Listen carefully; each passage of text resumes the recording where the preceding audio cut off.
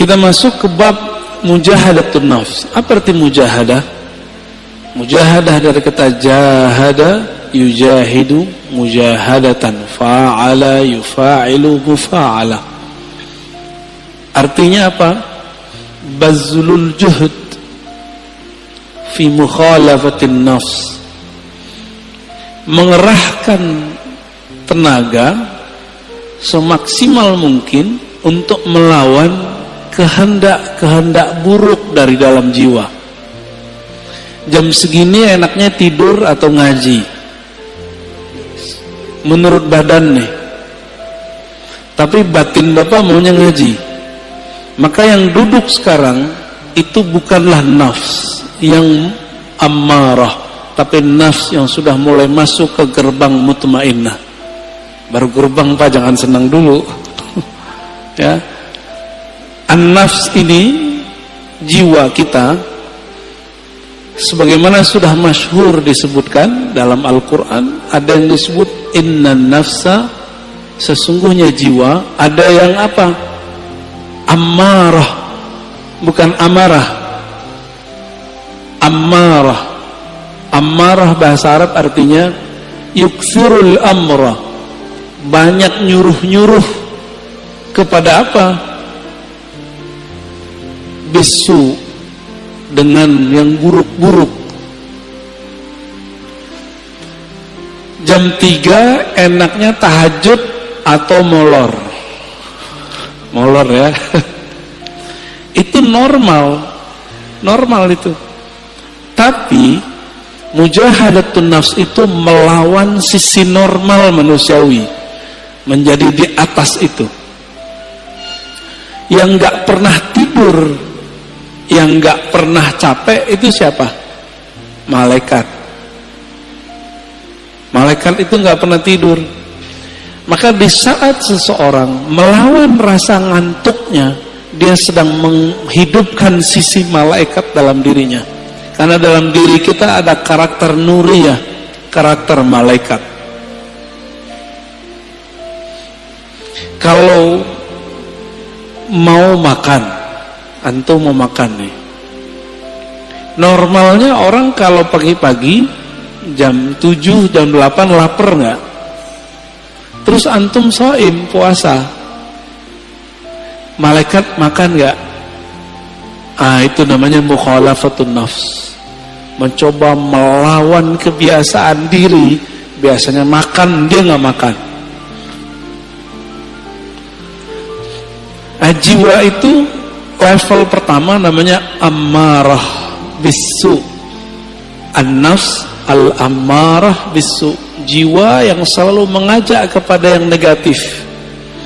Enggak saya, enggak antum, sama. Mau ustadz, mau kiai, hatta wali, apalagi cuma wali murid ya. Hatta wali Allah itu ada an-nafsnya al-ammarah bisu dalam dirinya.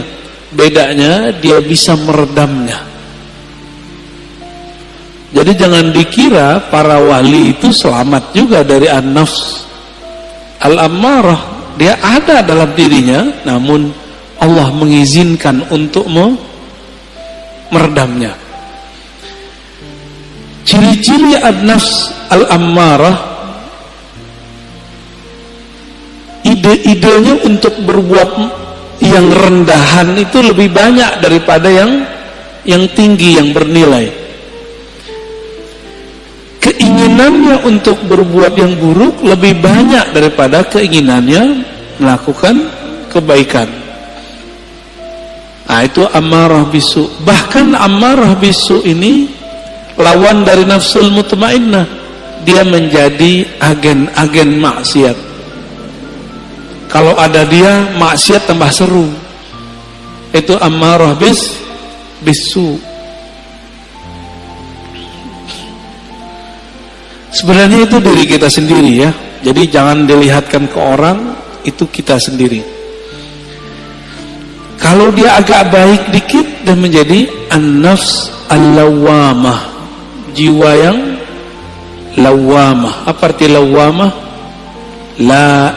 Lama yalumu lauman, mencela. lawamah yang banyak mencela dirinya, menyalahkan dirinya. Coba antum habis maksiat nyesel nggak? Habis nyesel nyalahin diri nggak? Atau nyalahin orang? Sama, nyalahin diri, nyalahin orang, berarti an-nafs al-lawamah. Ada penyesalan, lalu mengalamatkan penyesalan itu ke orang lain, gara-gara dia nih, gitu ya, atau ke diri sendiri. Kalau sudah bisa menyalahkan diri sendiri, berarti sudah lolos dari nafsul ammarah masuk ke nafsul lawamah. Dari nafsul lawamah sudah di ujungnya, karena sudah bisa memandang bahwa diri kita lah yang bermasalah. Ciri-ciri nafsul lawamahnya belum bisa disembuhkan kalau maksiat, kalau salah selalu menyalahkan orang. Ini karena handphone nih, ini karena musik nih, musik yang disalahin. Kan baru muncul kemarin ada artis mau hijrah, mau tobat, yang disalahin gitarnya, yang disalahin dia, yang maksiat yang disalahin musiknya. Musik itu awal pembuka maksiat. Masya Allah, saya nggak bela-bela musik juga, karena saya nggak bisa main musik. Tapi kalau dia menyalahkan musik, berarti dia belum menyalahkan dirinya sendiri. Yang disalahkan diri kita sendiri. Anda mau tanya sama antum, lebih berbahaya musik atau smartphone? Penyebab maksiat. Lebih banyak maksiat yang ada di smartphone yang antum pegang itu atau musik? Cuma karena musik banyak lawan jenis yang suka sama dia, lalu dia tergoda, yang dia salahkan musiknya. Ada kok orang main musik dia tergoda, malah nggak laku-laku juga ada. Jadi gagal karena belajar tazkiyatun nafsu tidak benar. Belajar tazkiyatun nafsnya ala hawa nafsu yang baru. Jadi belajar tasawufnya tidak dengan cara ulama ahli tasawuf, tapi dengan cara ulama yang mengharamkan tasawuf. Akhirnya begitu jadinya. Ya, terjadilah yang antum tonton beberapa bulan ini. Rame nggak? Rame, ya. Berarti ada yang masalah dalam dirinya, ada masalah dalam gurunya. Karena tidak bisa mengarahkan. Jika engkau ingin menyalahkan orang, salahkan diri sendiri. Kita kalau maksiat nggak usah salahkan orang, kita yang masalah. Baik. Nafs berikut apa? Udah lawamah, naik ke mulhamah, fa'alhamaha fujuraha wa taqwaha.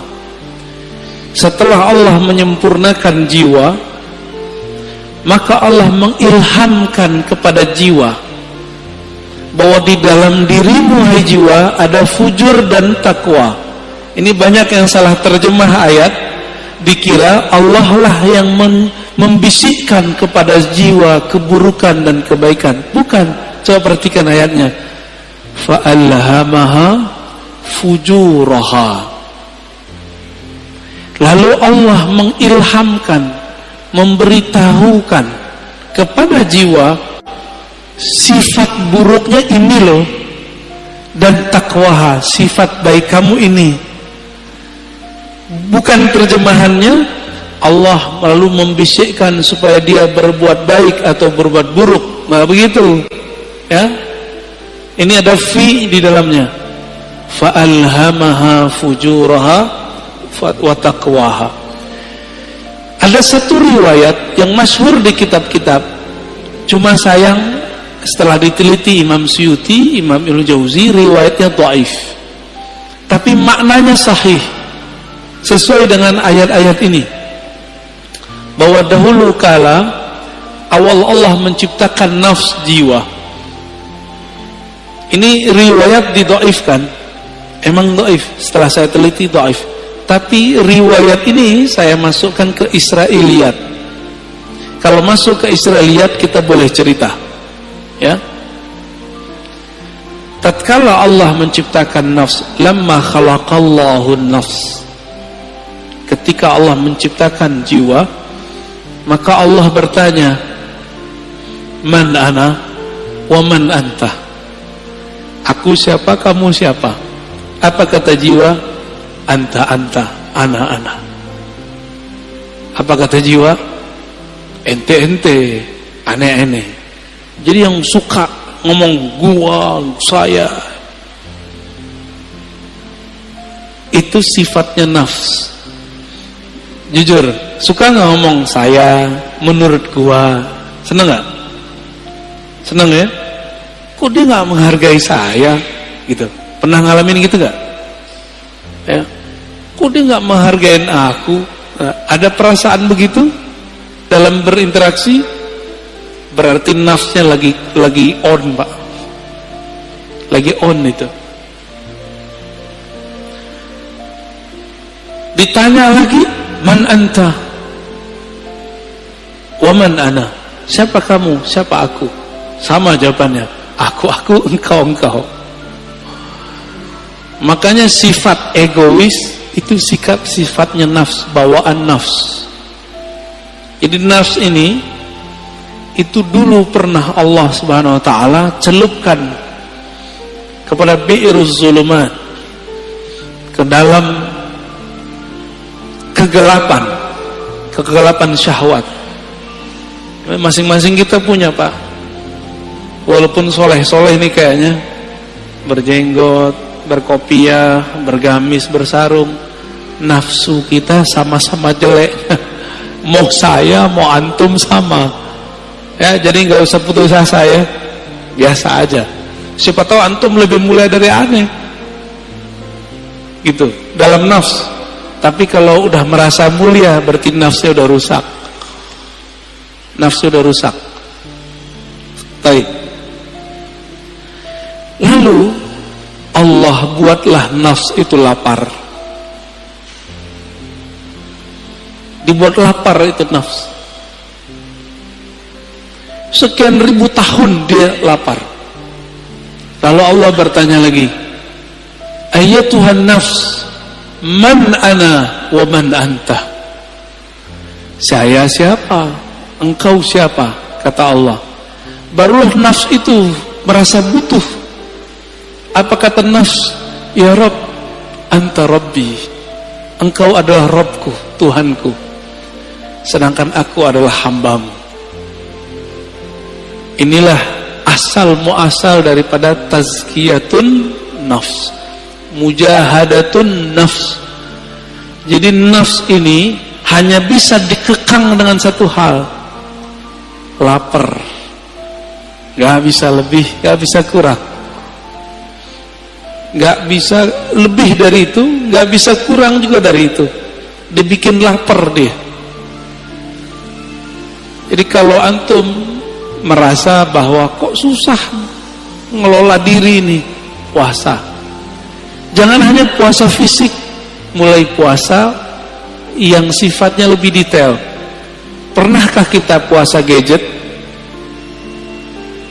Pernahkah kita puasa ngomong yang buruk-buruk? Jangan puasa ngomong gak ngomong sama sekali. Puasa tidak ngomongin orang, bisa gak? Pernahkah kita puasa tidak memikirkan dunia? Syekh Abdullah Faiz Ad-Daghestani An-Naqsyabandi itu kalau beliau terpikir dunia, beliau tobat mandi wajib. Mandi tobat. Ada orang begitu, Pak. Kalau kita baru bangun tidur ingat dunia nggak? Nyari handphone. Bener. Antum bangun tidur gak nyebut nama Allah, Allah cemburu. Untung masih dikasih nyawa bangun subuh. Alhamdulillahirabbil alamin. Baik. Itu an-nafs al-mulhamah. Allah ngasih tahu kepada jiwa, di dalamnya ada fujur, kekejian, kehinaan, syahwat yang meledak-meledak, dan juga ada takwaha, ada nilai baiknya. Maka sampai nanti, sampai kita mati, ini gak akan selesai. Walaupun sudah naik jadi nafsu mutmainnah. Maka jangan pernah merasa aman dari diri kita. Saya gak pernah merasa diri saya aman. Apalagi udah sok-sok suci, doain orang lupa doain diri sendiri. Aku doakan kalian husnul khotimah, dia lupa sama dirinya sendiri. Baru tobat dari musik, udah sok menggurui orang lain. Dia belum tobat daripada egonya.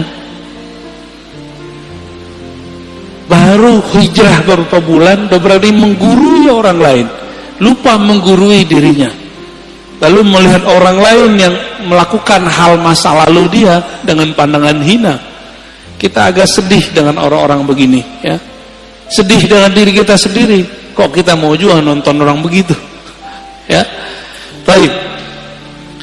Inilah gerbang mulhamah.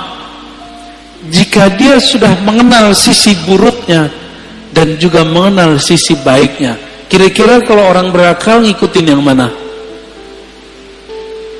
Karena dia sudah tahu di dalam dirinya ada sisi buruk, dia tidak menyesali putus asa kalau terjebak pada maksiat. Emang dari sononya udah begitu. Fa'alhamaha fujuraha wa taqwaha. Memang karakternya nafs ini begitu. Dia mengikuti yang rendah-rendah, fujur. Ada yang halal, maunya yang haram. Emang begitu kita. Maka Bapak Saudara, maka Allah, kalau kita sudah tahu, coba lihat filosofinya. Kenapa Allah tidak pertama kali mengatakan fa'alhamaha taqwaha wa fujuraha, tapi yang dimulai apa? Fujur dulu baru taqwa. Walaupun secara bahasa Arab wow itu artinya setara, tapi secara makna apa kata Imam Syafi'i? Ibda bima bada'ahu Allah. Imam Syafi'i itu kalau ketemu ayat susunan, maka beliau mengatakan mulailah memperhatikan dari mana Allah memulai. Itulah rahasianya, bahwa orang itu pasti muncul dulu fujurnya, kekejiannya. Jangan-jangan saya lebih keji daripada antum, kan nggak tahu juga. Jangan-jangan yang berbicara ini lebih hina daripada yang mendengarkan. Tapi jangan putus asa.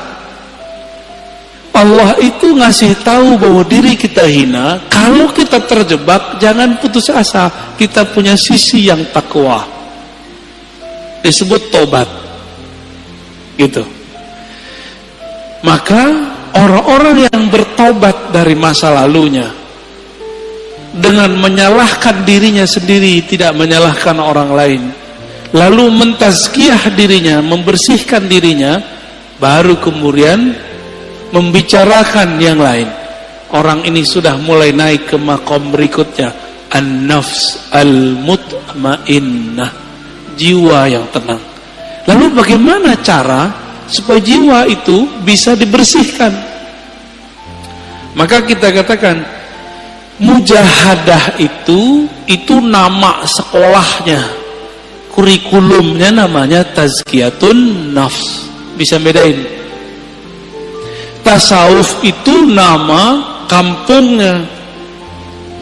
Jadi tidak ada namanya tazkiyatun nafs kalau tidak bertasawuf. Nggak akan ada, Pak.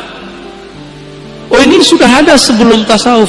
Iya, tapi itu spiritnya tasawuf. Tazkiyatun nafs itulah yang disebut dengan taubah. Tazkiyatun nafs itu disebut dengan taubat. Dimulai dengan tazkiyah nafs itu dengan cara puasa, tobat, ya, tobat dari dosa. Jadi kalau kita turunkan tasawuf, mujahadatun nafs, apalagi tazkiyatun nafs, begitu modelnya.